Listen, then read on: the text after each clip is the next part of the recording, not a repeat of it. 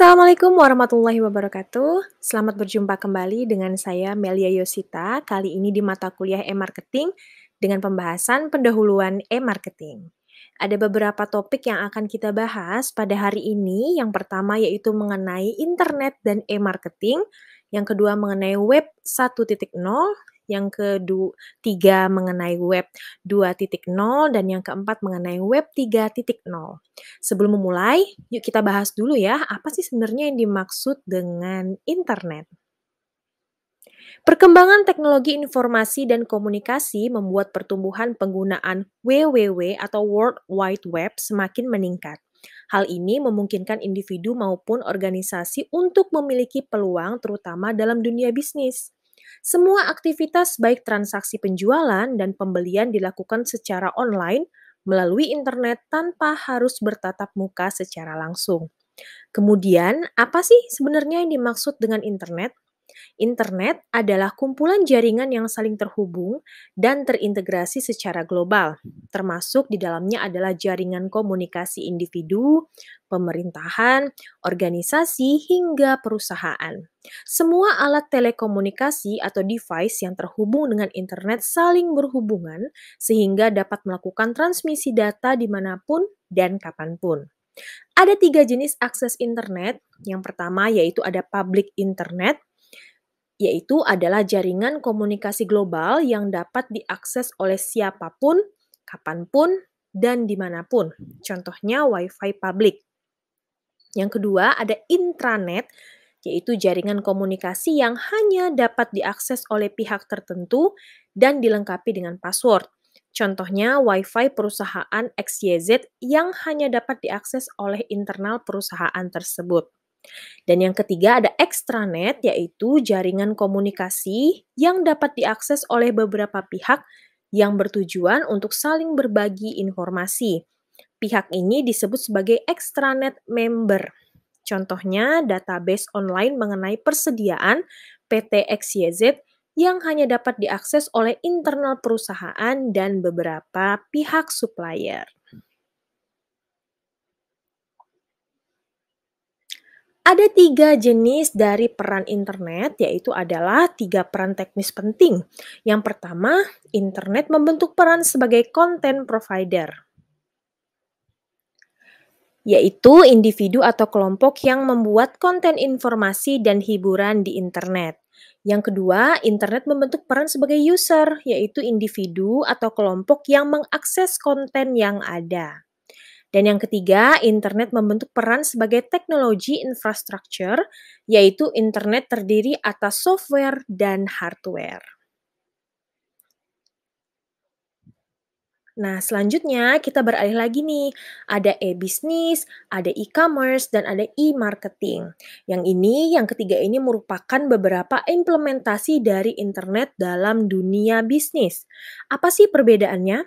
Kalau e-bisnis atau electronic business adalah optimisasi aktivitas bisnis organisasi dengan memanfaatkan penggunaan teknologi digital. Contohnya pemanfaatan media sosial untuk mendukung pelaksanaan riset perusahaan. Kalau e-commerce merupakan subbagian dari e-bisnis yang fokus pada transaksi jual beli produk baik barang maupun jasa secara online. Bisa berbentuk marketplace atau berbentuk website.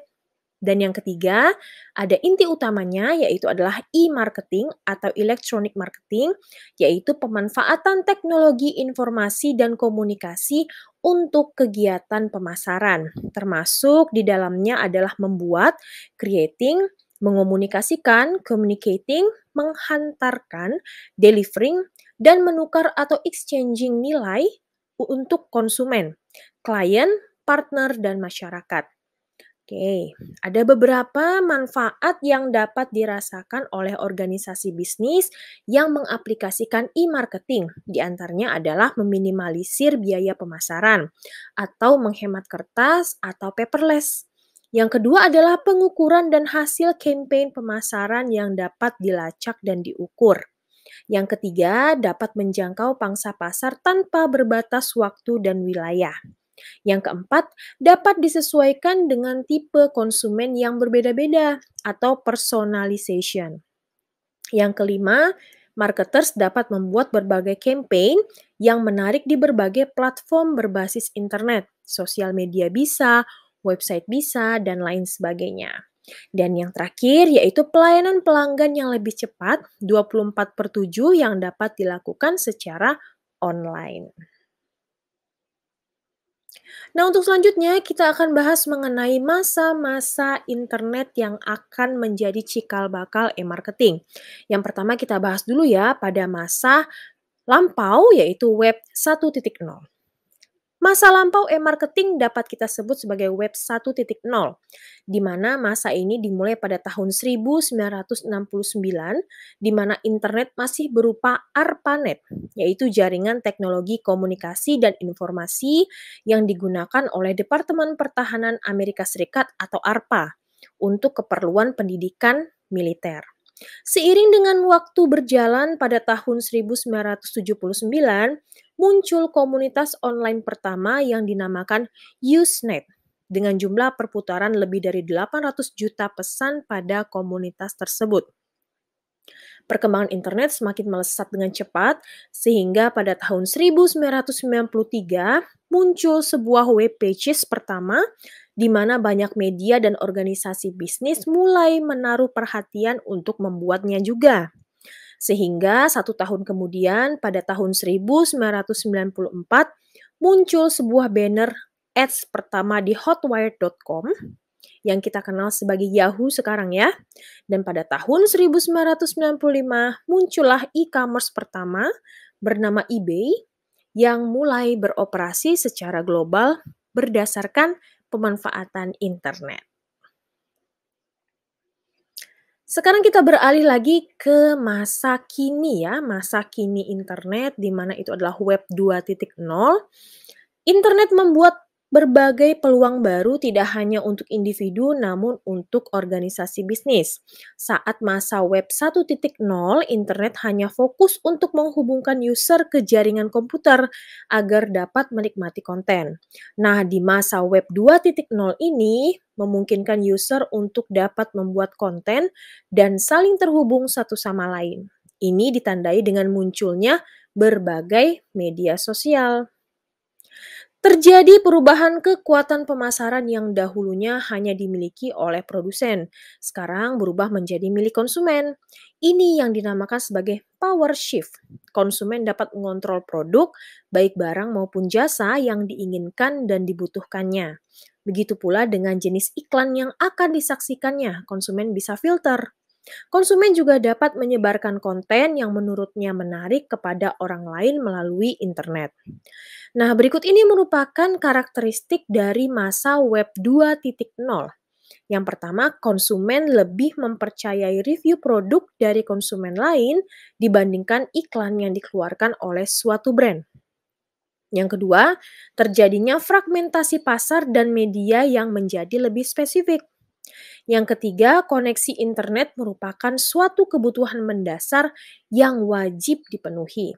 Yang keempat, semua orang dapat menjadi content producer atau content creator di mana dapat membuat berbagai konten seperti ada gambar, video, animasi, dan lain sebagainya. Yang kelima, transparansi informasi yang dapat diakses kapan saja dan di mana saja.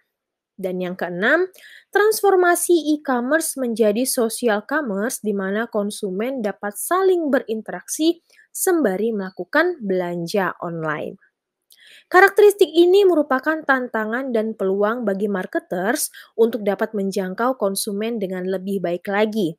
Ada beberapa metode yang dapat digunakan, di antaranya yaitu yang pertama, marketers dapat melakukan pendekatan voice of the customer, di mana mengkombinasikan kebutuhan konsumen dalam membuat pengalaman konsumen menjadi lebih baik saat menggunakan produk suatu brand.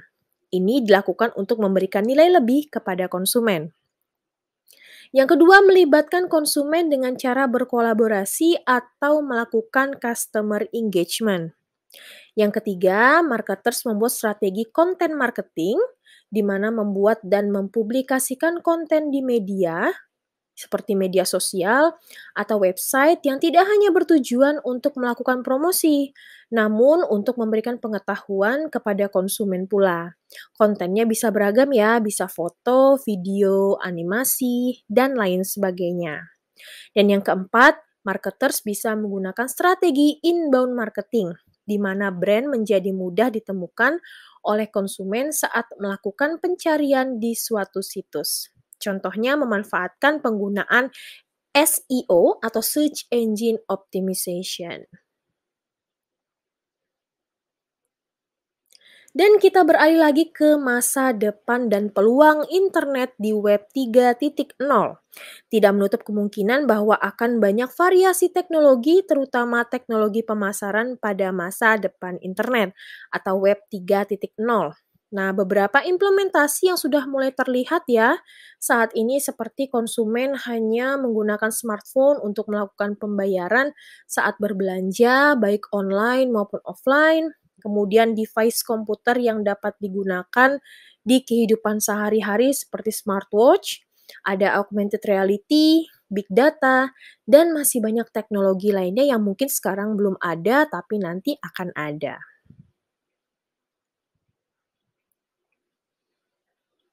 Oke, untuk pertemuan kali ini kita cukupkan sampai di sini. Jika ada pertanyaan, silahkan ajukan di kolom komentar ya di bawah ini. Terima kasih, semoga bermanfaat dan sehat selalu. Kita jumpa di video selanjutnya ya. Wassalamualaikum warahmatullahi wabarakatuh.